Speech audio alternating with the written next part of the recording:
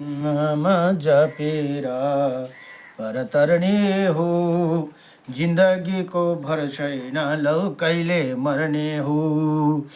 कुमालेको चक्र जस्तै घुम्छ जीवन चक्र, सुख दुःख भोग्दा भोग्दै एक दिन मर्नु पर्छ। राम नाम जपेर पर तरने हो, जिन्दगीको भर छैन लौ कहिले मर्ने हो। किन खोज्छौ कल्पनाले बनाएको सुख, सपना झै रहिरहन्छन् बुझौँ दुःखै दुःख। राम नाम जपेर पार तरने हो, जिन्दगीको भर छैन लौ कहिले मर्ने हो। दुई दिनको जिन्दगी हो माटोमै नि मिल्छ, संसारमा भए जाति सबै छोड्नु पर्छ। राम नाम जपेर पार तरने हो, जिन्दगीको भर छैन लौ कहिले मर्ने हो। जपौँ बुद्ध जपौँ कृष्ण जपौँ हरि नाम, यही नाम जपेदेखि पुग्छौँ परम धाम। राम नाम जपेर पार तरने हो, जिन्दगीको भर छैन लौ कहिले मर्ने हो। ओम नमो भगवते वासुदेवाय नमः। र अहिले यहाँ ब्रह्माण्ड महापुराणको अब 23औं अध्यायमा ध्रुव चर्चाका वर्णन भनेर यहाँ बताउनुहुन्छ। नमो भगवते वासुदेवाय कृष्णाय वासुदेवाय हरे परमात्मने नमः। प्रणतक्लेशनाशाय गोविन्दाय नमो नमः। अब सुतजीव ऋषि भन्नुहुन्छ, ध्रुवका जो रथ हे ऊ रथ देवो आदित्य ऋषियों गंधर्वों अप्सराओं ग्रामीणों सर्पों राक्षसों को अधिष्ठित है। ये सभी सूर्य के रथ पर दो दो महा महीना तक रहते ही। अब 12 महिनामा के नामसँग सूर्य रहनुहुन्छ भने धाता आर्यमा पुलक्ष पुलह प्रजापति ऐरावत वासुकी कंस और भीम ये दोनों रथ को बनाने वाला और रथ के ओजा से दोनों यक्ष तुम्बुरुक का नारद सुस्थल पुंजिका स्थल हेती प्रहेती ये दोनों राक्षस ये सब चैत वैशाख में सूर्य के रथ पर सदा सूर्य के साथ रहते हैं। अब मित्र वरुण अत्रि मुनि वशिष्ठ सहजन्य मेनका ये दो प्रसिद्ध राक्षस तथा पुरुषय का वध करने वाला राक्षस हाहा हु गंधर्व यज्ञ रथ शोभन रथ चरित्रकार उसी प्रकार अन्य नाग तक्षक नामका और रंभक नामका ये सब ज्येष्ठ आषाढ़ महीने में सूर्य के रथ पर साथ रहते हैं भनेर यहाँ बताउनु। उसके बाद सूर्य के रथ पर अन्य देवता रहते हैं। देवता रहते हैं वही इंद्र विश्ववान अग्नि अंगिरा भृगु इला पत्र सर्प शंखपाल विश्व वसु उग्रसेन श्वेत वरुण प्रमलोचना अनुलोमा युत धन राक्षस सर्प व्याघ्र से सब श्रावण को भाद्र के महीना में सूर्य के साथ रहते हैं। ऐसा अन्य शरद ऋतु में शुभ्र मुनि देवता रहते हैं वही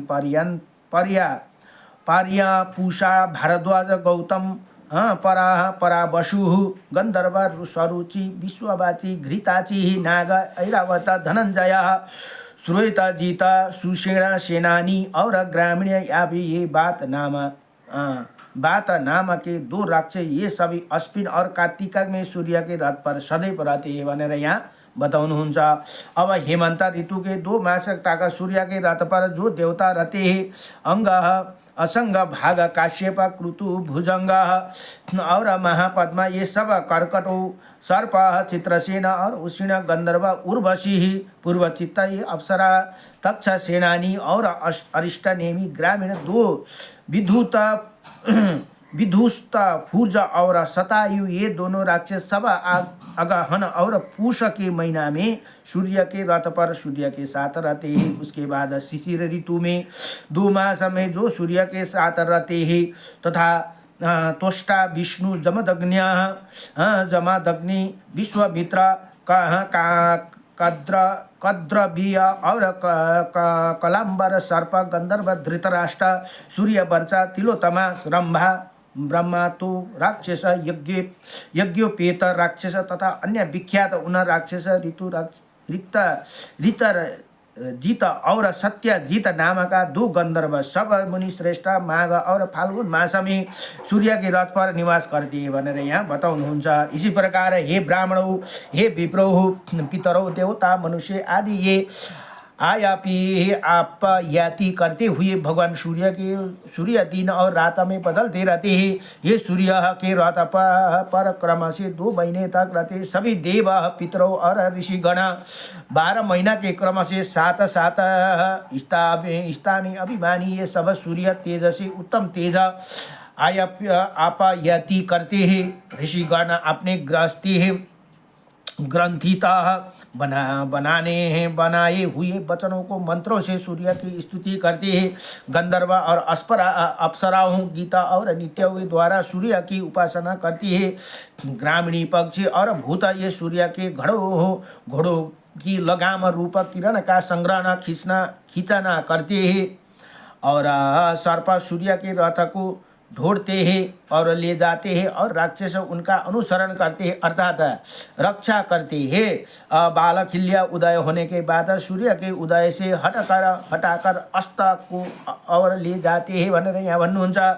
इन देवों को जैसे पराक्रम है वैसे तप के, जैसे धर्म, जैसे योग, जैसे सत्य और जैसे बल है उसी सबका विशेषता बाकी उसी प्रकार तेज के सूर्य तपाते हुए इसी प्रकार 2 महीने में सूर्य में निवास करते हैं। ऋषि गण, देवता और गंधर्व गण, सर्प गण, अप्सराओं के समूह, ग्रामीण, यक्ष गण, राक्षस गण ये यक्ष गण के ही बरसते प्रकार प्रकाश करते हैं, चमकते और ये सृष्टि उत्पन्न करते हैं।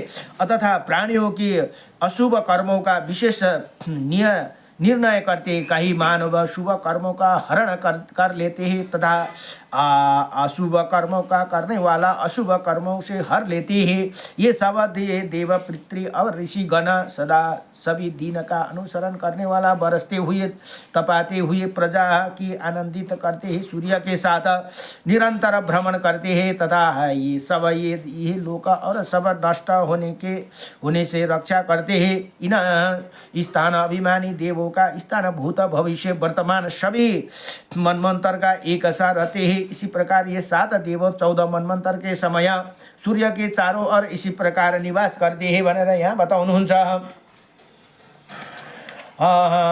ये ग्रीष्म में घाम, जाड़े में शीतलता और बरसते पानी में कर देने और रातों में बढ़ते हैं। सूर्य समय अनुसार किरणों को बदल कर देवता, पितर और मनुष्य को तृप्त करते हुए चलते रहते हैं भनेर यहाँ भन्नुहुन्छ। त्यही कारण हामीले सूर्य भगवानलाई अर्घ दिनुपर्छ किनभने हामीलाई सूर्यले सबैलाई तृप्त गरिदिनुहुन्छ भनेर यहाँ भन्नुहुन्छ। वो सूर्यदेव अपनी सुषुम्ना किरण द्वारा चंद्रमा को अमृत से देवताओं को प्रसन्न किया करते हैं। दिन के क्रम में जब चंद्रमा शुक्ल पक्ष में पूर्ण हो जाते हैं तब कृष्ण पक्ष देवगण उनका चंद्रमा को भी पी जाते हैं अर्थात चंद्रमा के अमृत का पान कर लेते हैं। उसी पिए हुए चंद्रमा को जिसमें 2 ही कलाओं बीच रहती है कृष्ण पक्ष में इन किरणों को गिरते हुए सुधा अमृत को देवता लोग, पितर लोगों को, सजन लोगों को कभी लोग पी जाते हैं। सूर्य की सम्यक प्रकाश से छोड़ी गए किरणों को द्वारा जल उत्पन्न होते हैं। फिर जल में किरण द्वारा सम्यक प्रकार से उठाए जल की वृष्टि होती है। उसी समदृष्टा वर्षा की अभी वृद्धि के औषधीय अन्न उत्पन्न होती है। अन्न पान द्वारा मनुष्य लोग क्षुधा को मिटाते हैं। देवों और अमृत से आधे मास तक तृप्त होते हैं क्योंकि सूर्य अन्नों से किरणों को अन्नों की पुष्टि किया करते हैं। सूर्य हरे रंग की घोड़े पर चक्र हजारों किरणों द्वारा जल का शोषण किया करते हैं। फिर वर्षा काल में जल वर्षा कर जड़ चेतना संसार का पालन पोषण करते ही इसी प्रकार वो सूर्य प्रलयकालीन तक एक पहिए के रथ पर सवार होकर मंगलकारक बलवान अश्व से द्वारा वेग पूर्वक आकाश में भ्रमण करते ही सात सात छंद रूप से बीच में चक्र स्थिति है, जिसके एक ऐसे रथ को खींचते हुए इच्छा अनुसार शरीर धारण करने वाला मन की तरह आध्यात्मिक वेग वाले वो हरे और पिंगल वर्ण के ब्रह्मवादी सतत घोड़ों द्वारा दिन रात एक चक्र से घुमाते हुए 7 द्वीप और 7 समुद्र वाली पृथ्वी के अंत दिवस क्रम से समस्त पृथ्वी मंडल के बाहर और भीतर के एक वर्ष के 183 मंडल का भ्रमण कराते हैं भनेर यहाँ बताउनुहुन्छ। कल्प के आदि में रथे से रथ में जुड़े हुए वो घोड़ा कल्प के अंत तक चलते रहते हैं। वही अग्रज ऋषियों द्वारा रचे गए वचनों मनों से स्तुति किए जाते हुए बाल खिल्लियों से घिरे हुए दिन रात घूमते रहते हैं। वो दिन के स्वामी भगवान सूर्य गंधर्व और अप्सराओं से गीत नृत्यों से आकाशगामी अश्वों द्वारा भ्रमण करते हुए सेवा किए जाते हैं। चंद्रमा का रथ 3 पहिए का है, उसमें नक्षत्र रूपी घोड़ों जुते हुए है। इनमें रथ के बाएं और दक्षिण और 10 घोड़े जुते हुए हैं। उन 10 घोड़ों वाले रथ में चंद्रमा चलते हैं। ये चंद्रमा ध्रुव के आदर से वेग पूर्वक नक्षत्रों के गलियों में होकर चला करते हैं। इनके ही किरणों के घटना बढ़ना सूर्य के समान बताया गया है भनेर यहाँ बताउनुहुन्छ। चंद्रमा के रथ 3 पहिया और दोनों तरफ घोड़े जुते हुए इनके रथ अश्व और सारथी के साथ जलों की गर्भ समुद्र में उत्पन्न हुआ। ये चंद्रमा मन के वेग के समान कुश दिव्य आसक्ति हित शुक्ल रंग के 10 घोड़े जुते हुए 100 और वाले 3 पहियों से युक्त वो घोड़े एक बार जुटे हुए उस रथ में युगांत पर्यंत तक चलते रहते हैं। सम्यक प्रकार ग्रहण के किए गए उसी रथ श्वेत वर्ण का घोड़े है। ये सब एक वर्ण के घोड़े उसी रथ को ढोते